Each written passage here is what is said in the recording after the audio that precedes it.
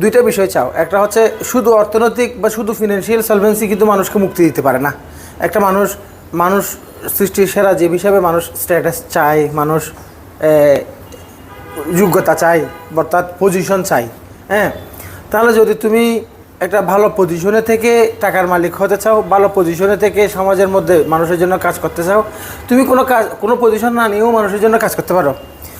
রাস্তার ধারে যে টং ব্যাপারী চা বিক্রি করছে, এরা মানুষের জন্য কাজ, কিন্তু ঠিক না? এক জায়গা থেকে চিনি, আরেক জায়গা থেকে দুধ, আরেক জায়গা থেকে পাউরুটি এনে এক জায়গায় এনে সে সেবা দিচ্ছে, এটাও কিন্তু সার্ভিস।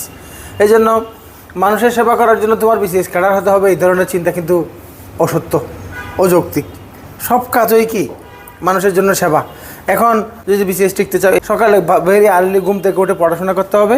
দ্বিতীয়ত হচ্ছে নিজের পরিচয়, যেহেতু অ্যাকচুয়াল পরীক্ষা তুই চাকরিটা পাবি, রিটেন পরীক্ষাটা দিয়ে রিটেন পরীক্ষার মার্কসের ভিত্তিতে তোমার জবটা হবে।